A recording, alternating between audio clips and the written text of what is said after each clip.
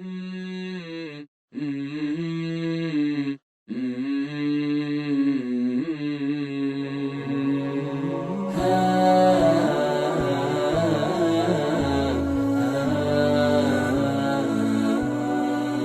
اللہ الرحمن الرحیم۔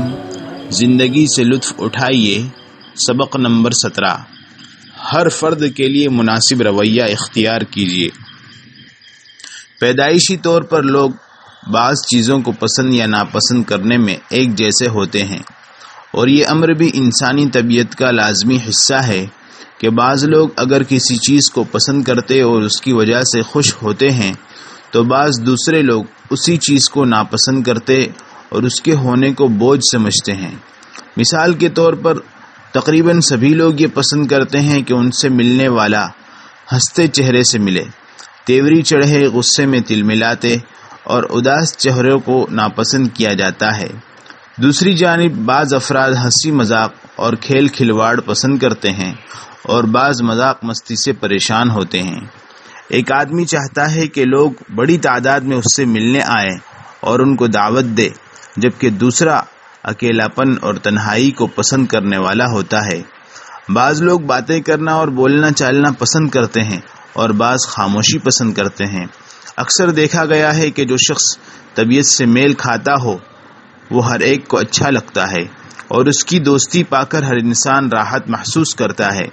ہمیں چاہیے کہ ہم ہر فرد کے مزاج کے موافق اس سے برتاؤ کریں اور ایسا طریقہ اپنائیں جسے وہ آسانی سے ہضم کر سکیں، تاکہ وہ ہماری دوستی پا کر راحت محسوس کرے اور وہ کسی قسم کی اکتاہٹ یا بددلی کا شکار نہ ہو۔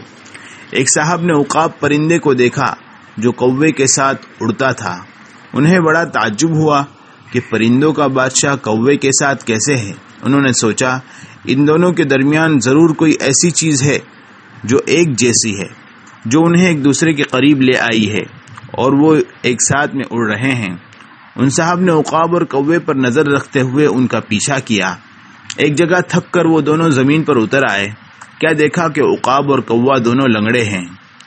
اولاد کو علم ہو کہ ان کا باپ خاموشی کو پسند کرتا ہے اور زیادہ باتیں کرنا پسند نہیں کرتا، تو اولاد کو چاہیے کہ اپنے والد کا خیال رکھے تاکہ ان کا والد اپنی اولاد سے محبت کرے اور اسے قریب پا کر خوشی محسوس کرے۔ بیوی جانتی ہو کہ اس کا خاوند ہنسی مذاق پسند کرتا ہے تو وہ بھی ہنسی مذاق کرے، لیکن اگر اسے پتہ چلے کہ اس کا شوہر زیادہ ہنسی مذاق پسند نہیں کرتا تو وہ بھی بے موقع سے ہنسی مذاق نہ کرے۔ انسان کو یہی اپنے دوستوں سے، آس پاس کے لوگوں سے اور اپنے بھائیوں سے عمل رکھنا چاہیے۔ سب لوگوں کی فطرت ایک جیسی نہیں ہوتی۔ لوگوں کے مزاج تو اتنے رنگا رنگ ہیں کہ آدمی ان کا کبھی اندازہ ہی نہیں کر سکتا۔ مجھے اچھی طرح یاد ہے کہ ایک بڑی عمر کی نیک خاتون جو میرے ایک پرانے دوست کی والدہ تھی، اپنے ایک بیٹے کی ہمیشہ تعریف کیا کرتی، اس سے مل کر بہت خوش ہوتی اور اس کے ساتھ ڈھیروں باتیں کرتی تھی۔ باقی اولاد بھی ان سے اچھا سلوک کرتی، لیکن ان کا دل اپنے ایک اسی بچے سے بندھا ہوا تھا۔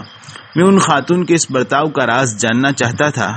ایک دن میں ان کے اسی بیٹے کے ساتھ، جسے وہ دل و جان سے چاہتی تھی، کسی محفل میں شریک تھا۔ میں نے ان سے بڑی اماں کے اس رویے کے بارے میں پوچھا تو انہوں نے جواب دیا، دراصل بات یہ ہے کہ میرے بھائی اپنی والدہ کے مزاج سے ناواقف ہیں، اس لیے وہ جب بھی ان کے پاس بیٹھتے اور چند باتیں کرتے ہیں وہ ان سے تنگ آ جاتی ہے۔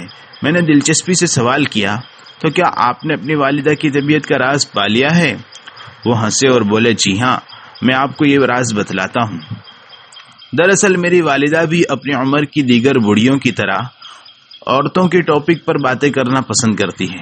انہیں صرف عورتوں کے معاملات سے دلچسپی ہے، کس عورت کی شادی ہو رہی ہے، کسے طلاق ہو چکی ہے، فلانی کے کتنے بچے ہیں، ان میں بڑا کون ہے، فلاں مرد نے فلاں عورت سے کب شادی کی، ان کے بچے کا کیا نام ہے، یہ اور ان جیسی بہت سی باتیں جو میرے لیے بالکل بے فائدہ ہوتی ہیں، لیکن والدہ صاحبہ انہیں بار بار بیان کر کے ہی خوش رہتی ہیں۔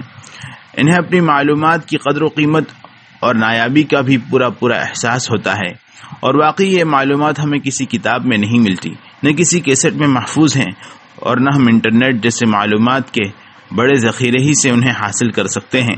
میں جب والدہ صاحبہ سے یہ باتیں پوچھتا ہوں اور وہ تفصیل سے جواب دیتی ہیں تو انہیں محسوس ہوتا ہے کہ وہ سننے والے کو ایسی معلومات دے رہی ہیں جن کا علم اگلے پچھلے لوگوں میں سے کسی کو بھی نہیں ہے۔ چنانچہ وہ خوش ہوتی ہے اور ان کی طبیعت کھل جاتی ہے۔ میں ان کے پاس بیٹھتا ہوں تو ہمیشہ یہی ٹاپک چھیڑتا ہوں، وہ گھنٹوں خوشی سے اس موضوع پر بولتی رہتی ہیں۔ میرے بھائی والدہ کی ان باتوں کو برداشت نہیں کر سکتے اور ادھر ادھر کی ہانکتے رہتے ہیں۔ ان کی یہ باتیں والدہ کے لیے اہم نہیں ہوتی، نتیجہ یہ ہوتا ہے کہ وہ ان سے تنگ آ جاتی ہیں اور مجھ سے خوش ہوتی ہیں، بس اتنی سی بات ہے۔ بالکل آپ اپنے مخاطب کی طبیعت اور اس کے مزاج سے واقف ہوں، آپ کو اس کی پسند و ناپسند کا علم ہو، تبھی آپ اس کے دل کو اپنی طرف مائل کر سکتے ہیں۔ اس سے آگے اگلے سبق میں ملاحظہ فرمائیں۔